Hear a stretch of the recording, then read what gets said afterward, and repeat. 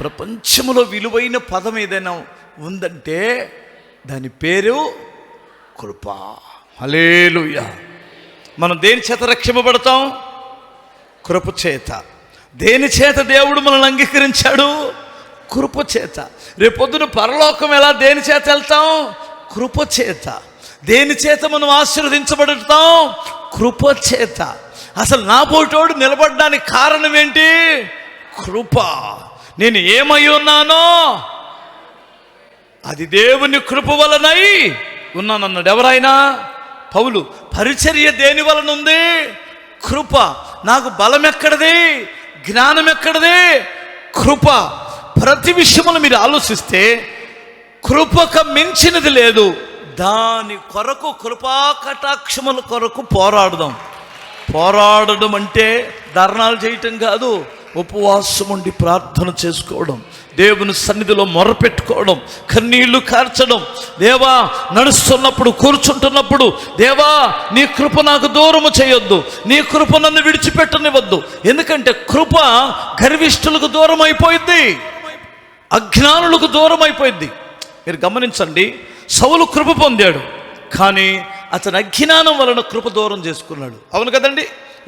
ఎందుకు దూరమైంది సౌలుకి కృప? సౌలు కృప ఎందుకు దూరమైందండి? దైవజనుడు అంటే తన మనసులో లెక్క కూడా లేదు. వచ్చేసరికి బలర్పించేశాడు. నువ్వు వచ్చేసరికి లేట్ అయిందని నేను అర్పించానండి అన్నాడు ఒకటే మాట. అక్కడ ఒక రకంగా మూలిగాడు అంతే. నువ్వు ఇలా చేయడం మంచిది కాదన్నాడు. అమాలేకులను చంపిరారా, అక్కడి నుంచి ఏ శపితమైనటువంటి తీసుకొని రావద్దు, ఆ అమాలేకుల రాజును హతమార్చి వచ్చేసాయి అంటే అన్ని కాళ్ళు చేతులు కట్టుకొని వచ్చి అక్కడ వాళ్ళందరిని చంపేసి బలమైన జంతువులన్నిటిని, గొర్రెలని, ఎద్దులను తెచ్చుకున్నాడట. ఆ రాత్రి దైవజనుడితో ప్రభువు మాట్లాడాడు. నువ్వేం చెప్పావు? నేనేం చెప్పాను సౌలుకి? ఆడు ఏం చేశాడు? పొద్దున్న ఒకసారి అక్కడికి వెళ్ళి అన్నాడు.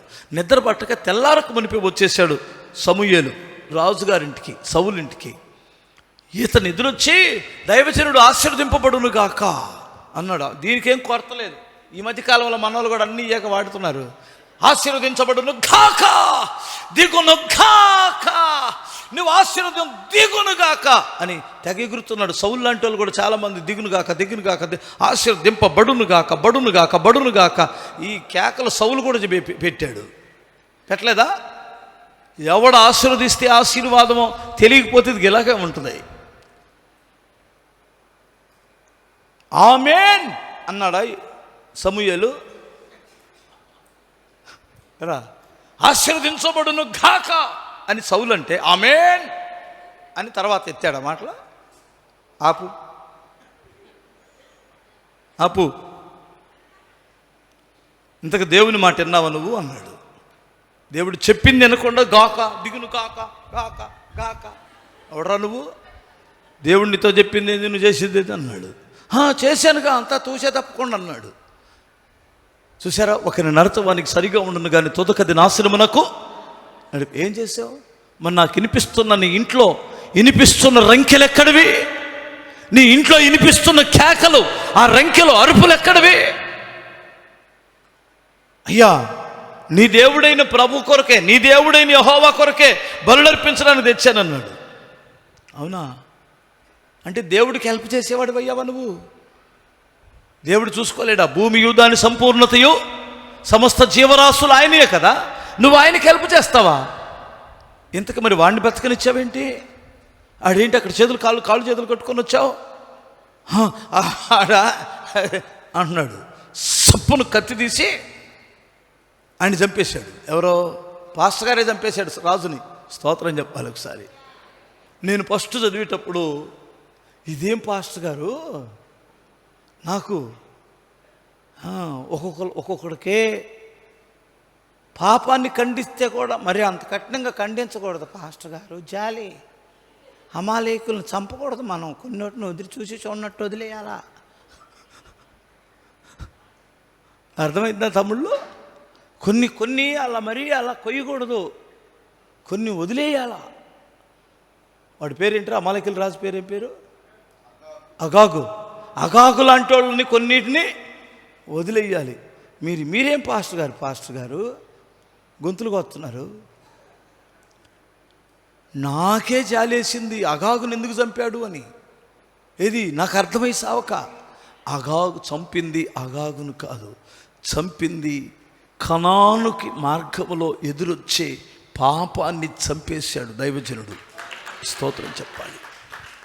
కొన్నిటిని బ్రతకనివ్వకూడదు, కొన్ని పాపాలను నిర్దాక్షిణంగా చంపేయాలి. నీ జీవితంలో నీవు పైకి రాకపోవడానికి కారణం కొన్ని పాపాలు లోపల ఉండనిస్తున్నావు. కొన్ని అరుపులు నీలో ఇంకా ఉన్నాయి, రంకెలు కొన్ని ఉన్నాయి. అంతరంగములో ఆ కేకలేసే స్వభావం నీలో పోలేదు. పైకి మాట్లాడవు కానీ లోపల భయంకరమైన తగాత జరుగుతుంది, పెద్ద పోరాటమే జరుగుతుంది. ఇలా నాశనం అయిపోయాను, చూస్తాను కానీ నాశనం అయిపోతారు, సదనం అయిపోతారు. ఎప్పుడు పోతారా? ఎక్కడ జరుగుతుంది ఇది? ఇది నీకు వినపడట్లేదు, దైవజనుడికి వినపడుతుంది. నీ కేకలు, నీ రంకెలు నీ అంతరాత్మలో ఉన్నాయి. నువ్వు పైకి నవ్వినా, పైకి బాగానే ఉన్నా, నీ అంతరాత్మలో కేకలు వినపడుతున్నాయి.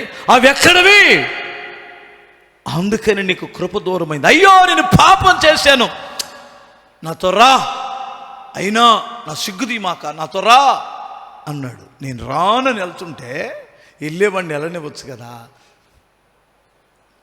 పై పంచి బట్టి లాగాడట, అది రెండుగా చేయింది. ఆ దైవజనుడు వెనక్కి తిరిగి ఒకటే మాట అన్నాడు, నీ రాజ్యం నిలబడదన్నాడు. స్తోత్రం చెప్పాలి ఒకసారి. కృప పోవడానికి అవిధేయత అయితే, కృప పోవడానికి గర్వం అర్థమవుతుందండి. అహంకారులను ఎదిరించి దీనులకు కృప, ఎవడ దీన మనసు కలిగి ఉంటాడో, ఎవడ దీన మనసు కలిగి ఉంటారో వారికి దేవుని కృప అనుగ్రహించబడుతుందన్నాడు. స్తోత్రం చెప్పగలరా? మనం చాలాసార్లు అహంకారంతో నింపబడి ఉంటాం. అహంకారమైన మనసు మనం కృప పొందినంత తేలిక కాదు కాపాడుకోవడం. అమ్మా మీకు అందరికి మనవి చేస్తున్నాను, కృప పొందినంత తేలిక కాదు కాపాడుకోవడం. అనుక్షణం అనుక్షణం అనుక్షణం మనం తగ్గించుకుంటే కానీ కృప కాపాడబడదు. ఆ కృప విషయమై దాన్ని కాపాడుకోవడానికి పోరాడాలి. దానికోసమే ప్రార్థనలో మాత్రమే కాదమ్మా, అవిధేయత మనలో రాకుండా పోరాడాలి, అహంకారమైన మనసు రాకుండా పోరాడాలి. అప్పుడే ఆ కృప దొరికింది. రెండు చేతులు చెప్పండి ఒకసారి.